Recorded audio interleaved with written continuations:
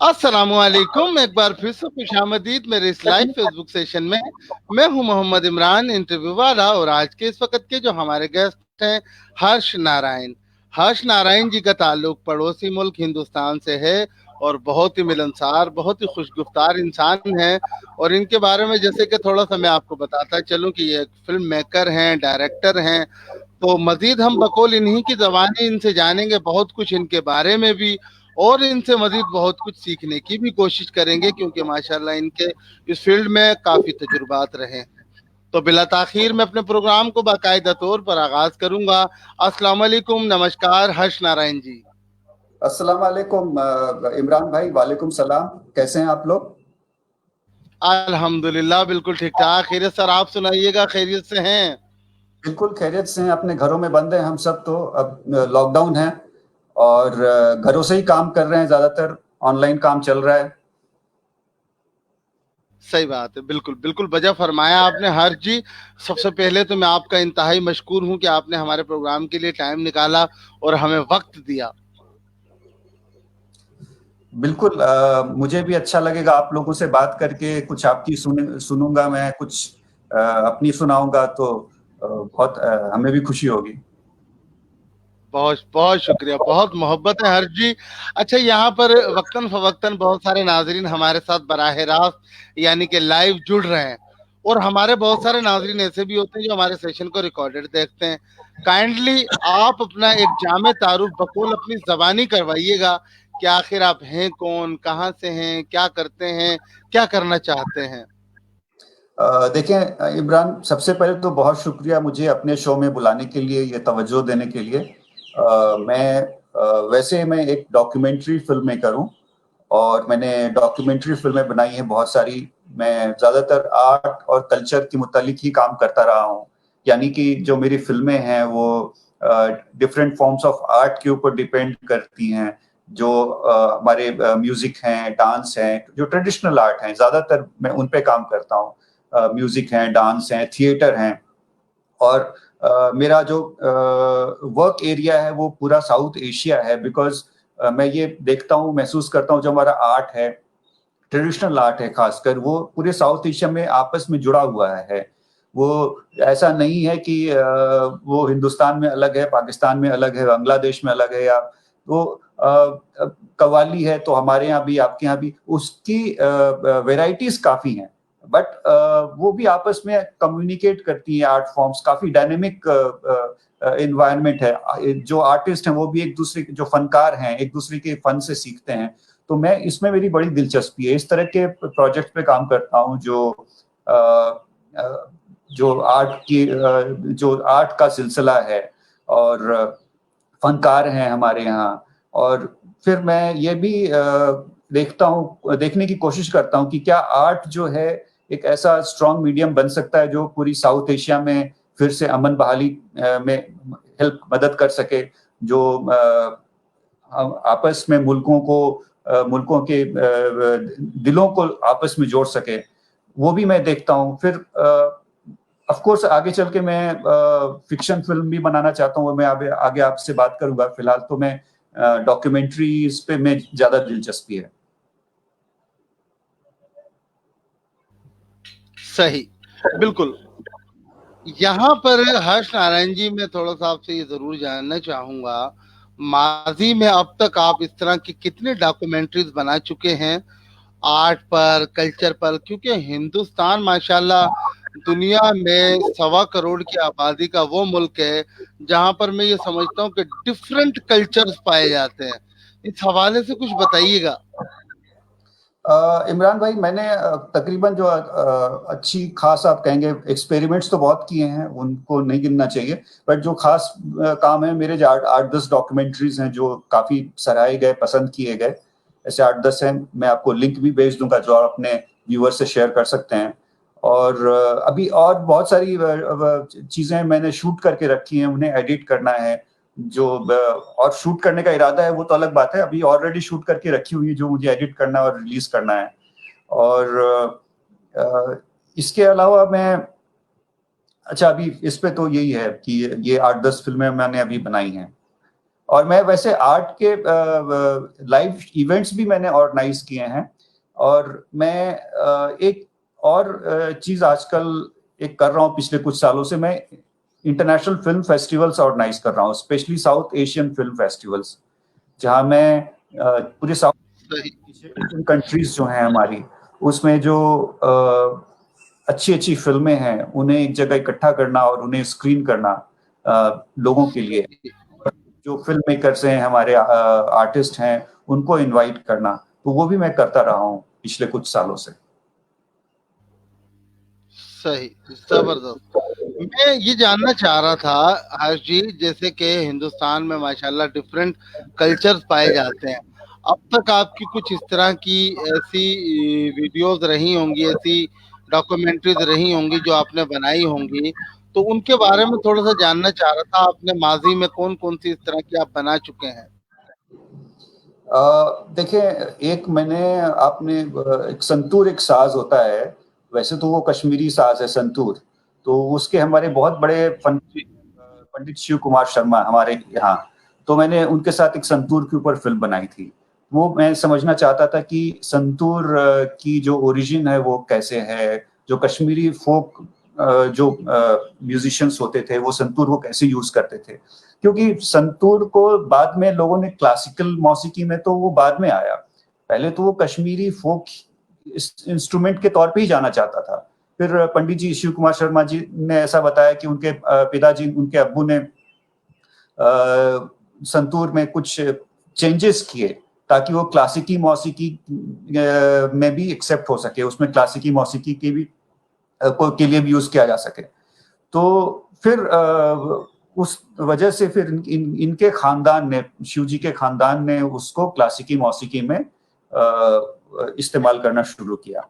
उसी तरह से मैंने एक फिल्म बनाई थी ध्रुपद के ऊपर। ध्रुपद एक बहुत एंशियंट क्लासिकल म्यूजिक का फॉर्म है, जिसमें ऐसा माना जाता है कि हमारी जो साउथ एशिया में जो जितनी भी क्लासिकी मौसीकी हैं, ख्याल गायकी हैं, उन या कर्नाटक म्यूजिक भी है, तो सब का जो ओल्डेस्ट फॉर्म है वो ध्रुपद है। ध्रुपद से ये सारे ब्रांचेस निकले हैं।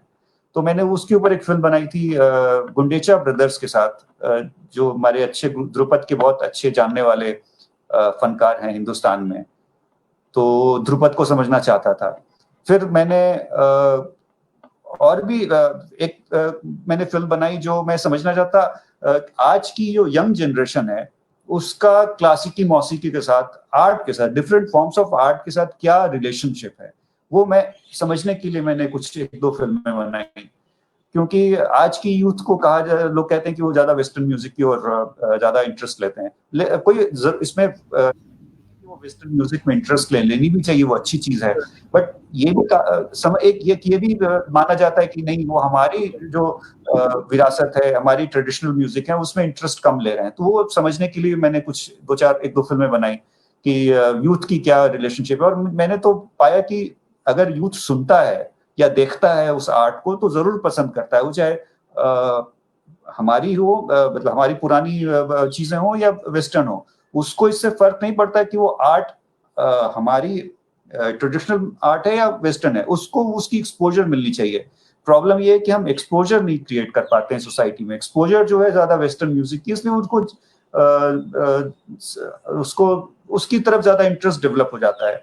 अगर उसको एक्सपोजर सही दी जाए तो उसको ये भी पसंद आएगा, और इसमें जो गहराई है हमारे आर्ट में, हमारी कल्चर में, ट्रेडिशंस में, उसके म्यूजिक में, डांस में, थिएटर में, उसको उसकी गहराई को समझने का मौका मिलेगा। बट हम वो मौके उनके लिए नहीं क्रिएट कर पा रहे हैं। सही, बिल्कुल, बहुत जबरदस्त। हाँ, जी जी। मैं आपको एक चीज ऐड, तो इसी इसी चीज को ध्यान में रखते हुए मैंने खुद एक एनजीओ शुरू की। जब मैंने ये डॉक्यूमेंट्री फिल्में बना रहा था और ये चीजें मैं ऑब्जर्व कर रहा था, तो फिर मैंने एक खुद एनजीओ शुरू की अपनी, जिसका नाम है South Asia forum for art and creative heritage. Short में मैं कहता हूँ SAFACH, South Asia forum for art and creative heritage. तो अब हम इसमें यही करते हैं कि जो हमारी आर्ट है, म्यूजिक है, चाहे वो ट्रेडिशनल हो या कॉन्टेम्प्रेरी हो, बट जो साउथ एशियन आर्ट है उसको हम एक प्लेटफॉर्म पे ला सकें, आर्टिस्टों को एक उनके लिए प्लेटफॉर्म क्रिएट कर सकें जहां पे वो आपस में नेटवर्क करें, आपस में साथ मिलके कुछ को प्रोड्यूस करें, जॉइंट प्रोडक्शंस क्रिएट करें और एक दूसरे की आर्ट से सीखें, एक दूसरे के साथ वर्कशॉप करें, एक दूसरे के स्टूडेंट्स आर्ट जो परस्यू कर रहे हैं स्टूडेंट्स के लिए पूरे साउथ एशियन कंट्रीज में। तो ये सोच के मैंने ये एनजीओ शुरू की और इसमें मैंने काम भी किया। कई बार स्टूडेंट्स की डेलीगेशंस इनवाइट की डिफरेंट कंट्रीज से और उनके लिए वर्कशॉप्स किए, आर्टिस्टों के साथ आर्टिस्टों को इनवाइट किया। पाकिस्तान से भी कई बार आर्टिस्ट आए हैं, स्टूडेंट्स आए हैं, बांग्लादेश से, नेपाल से, श्रीलंका से। तो मैं ये अपने लेवल पे छोटे छोटे तरीके से कोशिश कर रहा हूँ ये करने की।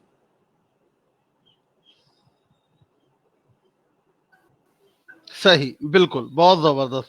अच्छा हर्ष जी, ये भी बताइएगा, जैसे कि आप फिल्म मेकर हैं, डायरेक्टर हैं, मैं आपसे ये जरूर जानना चाहूंगा कि आपको इन तमाम तर चीजों का शौक कैसे हुआ, कब हुआ, और ये आपने तमाम तर चीजें कैसे सीखी? इमरान भाई, ये चीजें जो है ना, अगर आपका खानदान, आपकी फैमिली ना सपोर्ट करे, ये चीजें परस्यू करना बहुत मुश्किल होता है। दोनों बातें हैं। जब मैं बच्चा था, मैं क्लास 1 या क्लास 2 में पढ़ता था, तो मेरी दादी अम्मा ने एक तबले का टीचर मेरे लिए लगा रखा था। और आप ये समझे, क्लास 1 की बात कर रहा हूँ, छोटा सा कितना 6-7 साल का रहा होगा। और वो टीचर आता था, रोज मुझे तबले पे थाप देना सिखाता था और पता नहीं क्या क्या चीजें उसने सिखाई। 2-3 साल तक ऐसा रहा।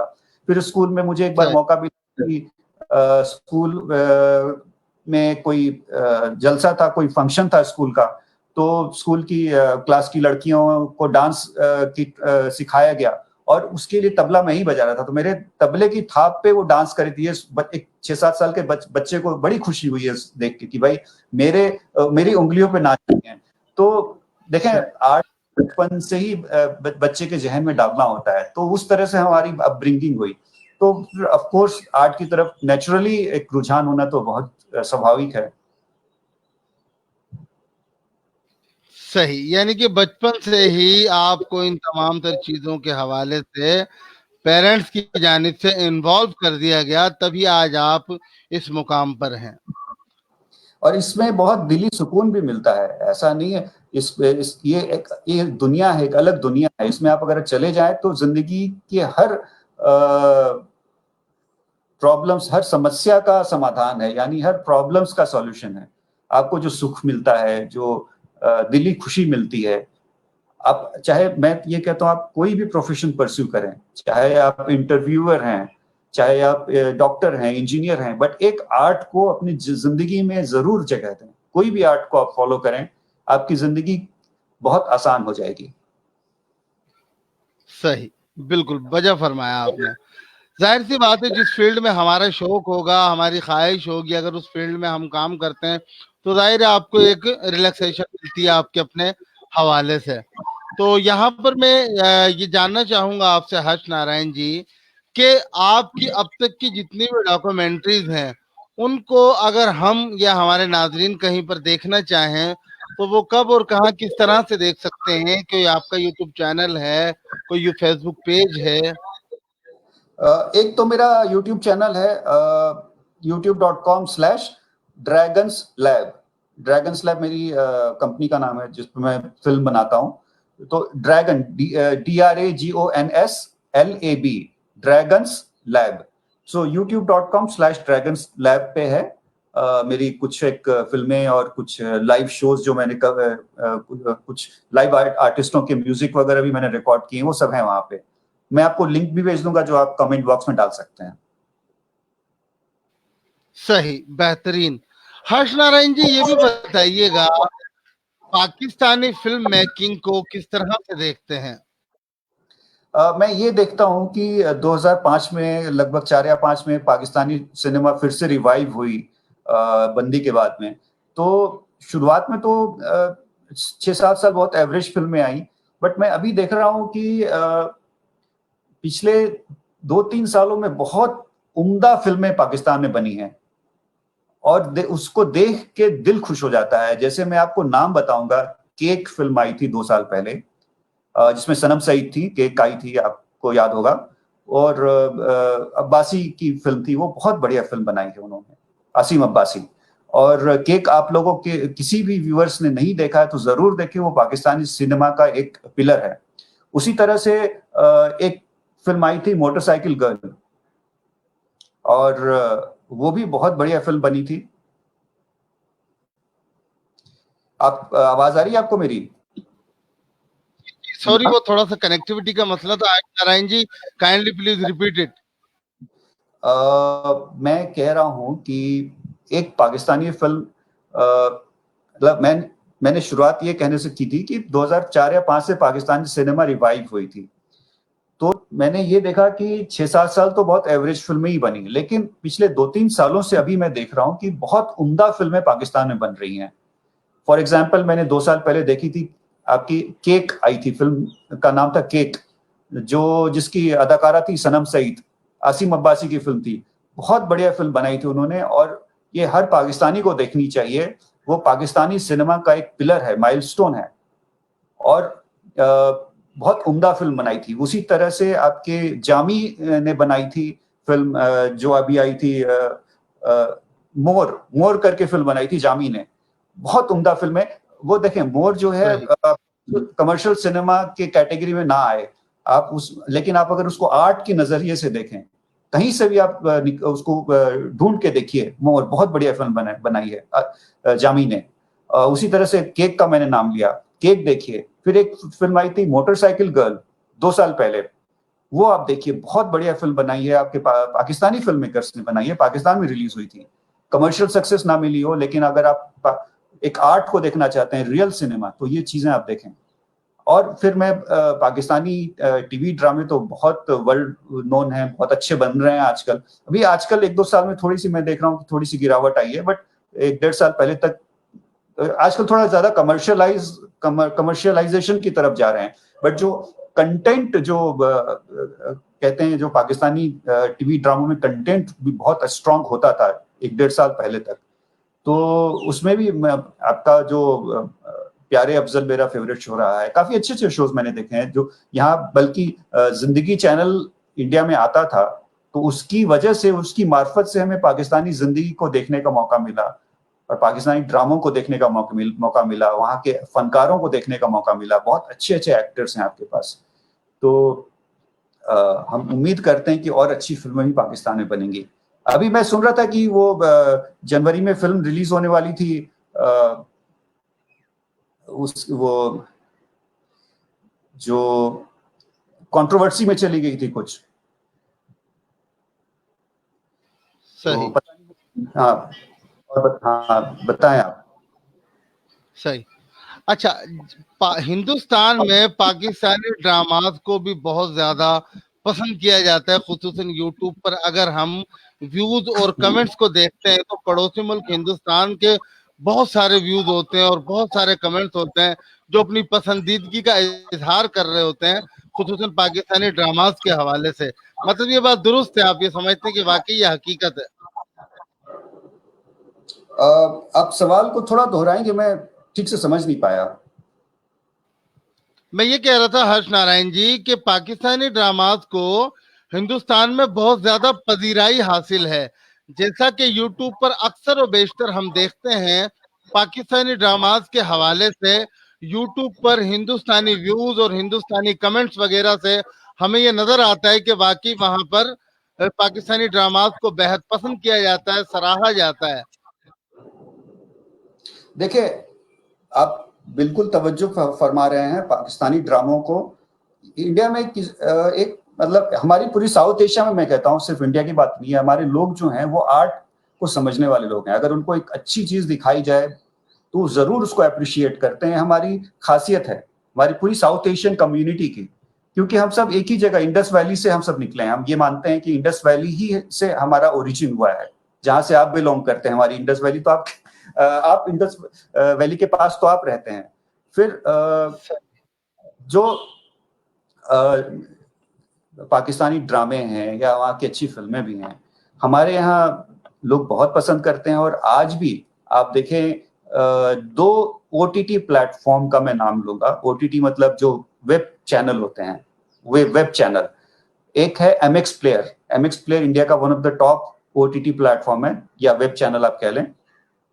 जिसमें उर्दू के नाम से एक सेक्शन है। उस उर्दू सेक्शन में सारे पाकिस्तानी ड्रामे, बहुत सारे पाकिस्तानी ड्रामे हैं, अवेलेबल हैं आज भी इंडिया में, जो लोग देखते हैं पर उसको उर्दू के नाम से वो दिखाते हैं, उर्दू शोज के नाम से। उसी तरह से जी टीवी ने जिंदगी चैनल भले ही बंद कर दिया हो, जी टीवी का ओटीटी प्लेटफॉर्म है, यानी वेब चैनल है Z5, ZEE5, उसमें भी बहुत सारी पाकिस्तानी ड्रामे अवेलेबल हैं जो आज भी लोग देखते हैं इंडिया में। अब जो सियासी मामलात हैं वो अलग हैं, लेकिन लोगों को तो अच्छी आर्ट दिखाओ तो जरूर पसंद करते हैं, और आपके आर्टिस्टों के फैन हैं, आपके काम के फैन है, फन के फैन है वो यहाँ पे।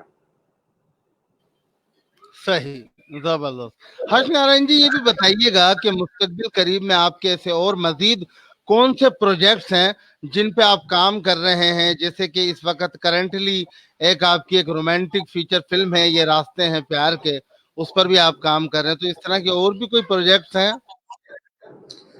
देखिए, अभी तो मैं एक इंटरनेशनल फिल्म फेस्टिवल की सीरीज चला रहा हूँ, जिसमें मैं पूरी साउथ एशियन कंट्रीज से, इंडिया, पाकिस्तान, बांग्लादेश, श्रीलंका, नेपाल, जितनी साउथ एशियन कंट्रीज हैं उनकी फिल्मों को एक प्लेटफॉर्म पे लाने की कोशिश कर रहा हूँ। और ये फेस्टिवल जो है हर कंट्री में ऑर्गेनाइज होगी, इंडिया में, बांग्लादेश में, पाकिस्तान में, नेपाल में, श्रीलंका में, जिसमें पूरी साउथ एशियन फिल्म फ्रेटर्निटी के लिए की फिल्में दिखाई जाएंगी। उनको इनवाइट किया जाएगा जो टॉप फिल्म मेकर्स हैं, एक्टर्स हैं।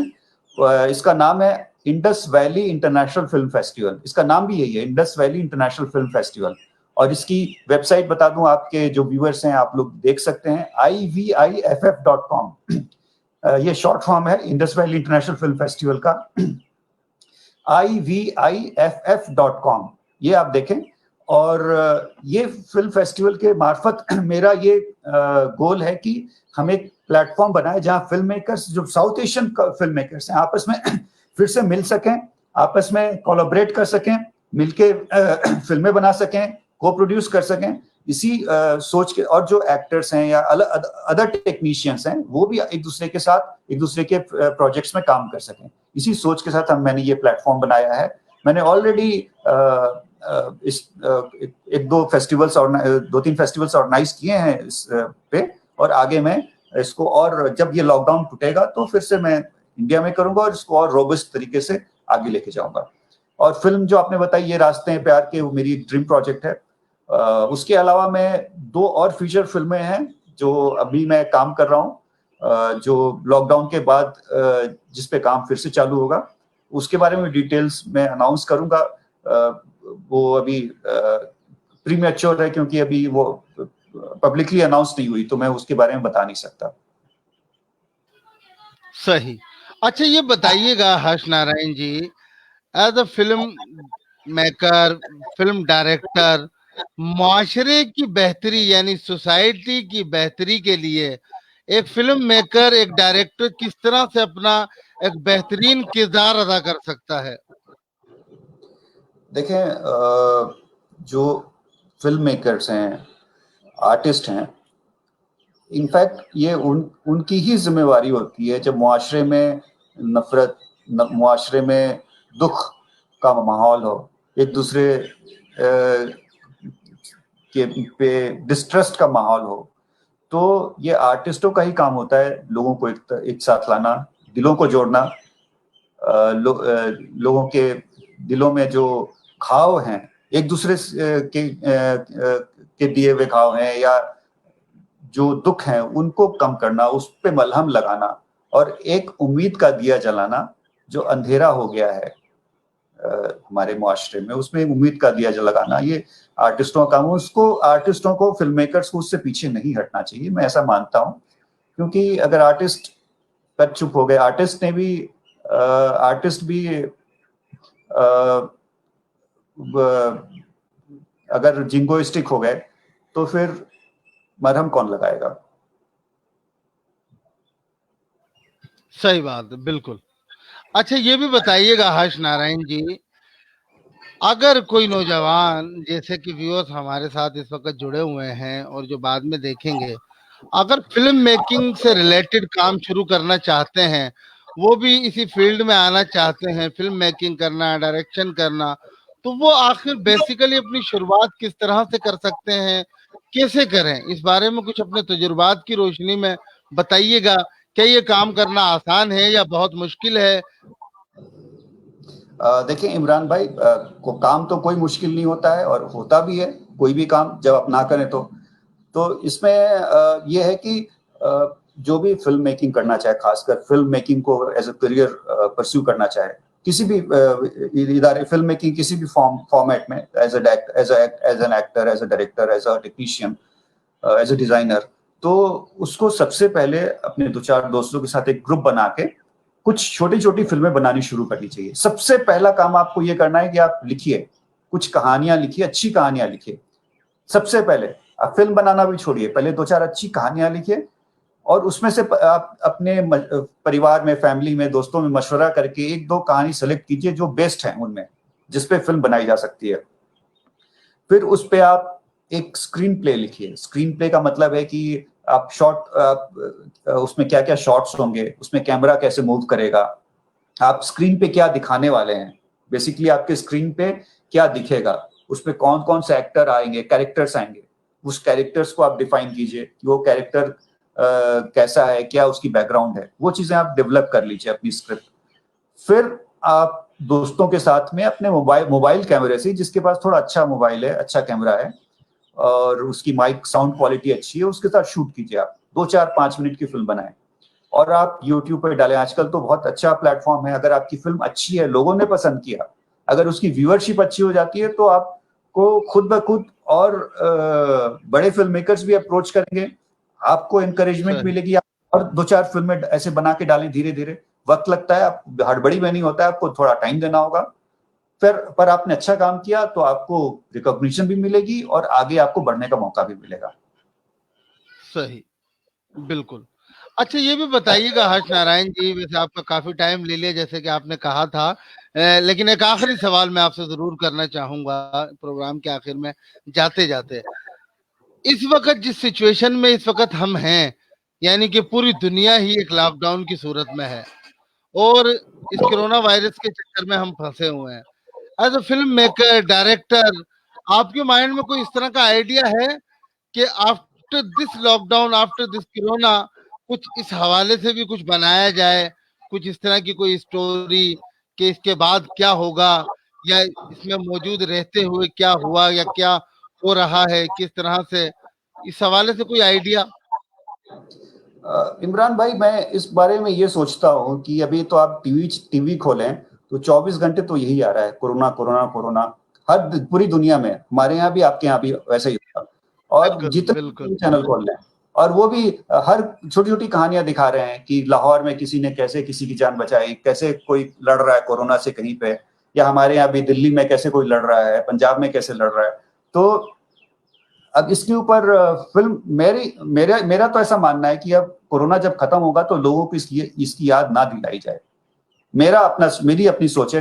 हो सकता है कई सारे फिल्म मेकर ऑलरेडी प्लान कर रहे होंगे, स्टोरीज लिख रहे होंगे, इसके ऊपर भी स्क्रिप्ट लिख रहे होंगे, बट इसको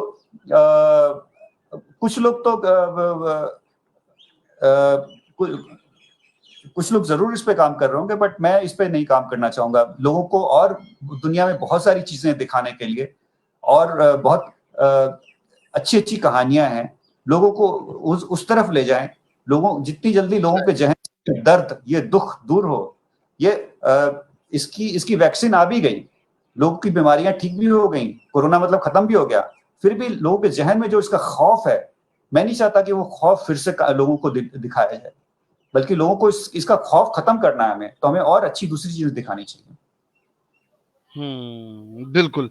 ये बात भी आपकी अपनी जगह पर दुरुस्त है, वजह फरमाया आपने कि हमें लोगों को मेंटली तौर पर इस हवाले से बाहर निकालना चाहिए, ना कि इसके खत्म होने के बाद दोबारा से हम उसको रिमाइंड कर दें और फिर दोबारा से वो खौफ का आलम क्रिएट हो जाए।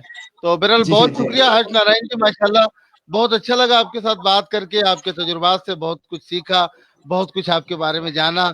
और मैं समझता हूँ उस समय मेरे तमाम तो देखने वाले नाजरीन ने भी बहुत कुछ आपके बारे में जान लिया होगा। तो यहाँ पर प्रोग्राम में हम आपसे इजाजत चाहेंगे। Thank you so much. अगर मजीद आप कुछ कहना चाहें तो जी। जी, मैं कह रहा हूँ बहुत शुक्रिया इमरान भाई, आपने मुझे बुलाया, आपके लोगों से मुझे बात करने का मौका दिया।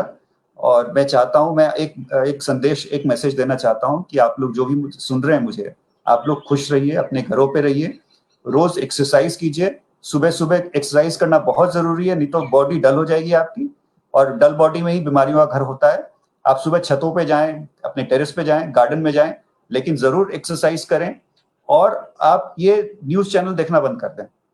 दूसरी में, दिन में आपको न्यूज अगर फॉलो करनी तो शाम में 10-15 मिनट न्यूज फॉलो कर लीजिए, दिन में क्या हुआ, बट आप न्यूज चैनल्स देखना बंद कर दें। आप कुछ मूवीज देखें, आप कुछ क्रिएट करें, आप कोई ड्रामे देखें, आप खुद से कुछ क्रिएट करें, लिखें, पढ़ें, आप कोई नई चीज सीखें, म्यूजिक सीखें, कोई नया आर्ट सीखें, पेंटिंग बनाएं घर में बैठ के। आप अपने आप को किसी क्रिएटिव काम में मशगूल रखें। ये वक्त है, ये गुजर जाएगा। बहुत डिफिकल्ट दौर है, लेकिन ये गुजर जाएगा। इसको कैसे, ये कितने आसानी से गुजरेगा ये आपके ऊपर है। इसको आसान बनाना है, डिफिकल्ट नहीं बनाना है अपनी जिंदगी को। तो आप सब खुश रहें, बस मेरी यही दुआ है ऊपर वाले से। और ये रमजान का महीना चल रहा है, तो मैं ये सोचता हूँ कि जब तक ईद आएगी, ईद हम सबके लिए होगी, पूरी दुनिया के लिए होगी। जब हम ये इस तरह का न्यूज आए, खुदा का करम हो कि कोरोना की दवा निकल गई है, वैक्सीन निकल गई है, हम सब खुदा से दुआ करें कि ऐसा ही हो, और ईद हम सब के लिए जरूर सच में ईद बन के आए। बिल्कुल बिल्कुल बिल्कुल, बहुत शुक्रिया हर्ष नारायण जी, बहुत ही अच्छा पैगाम, बहुत ही अच्छा मैसेज आपने जाते जाते दिया। Thank you so much. तो यहाँ पर मैं आपसे याद चाहूंगा, अल्लाह हाफिज। खुदा हाफिज। नमस्कार। नमस्कार।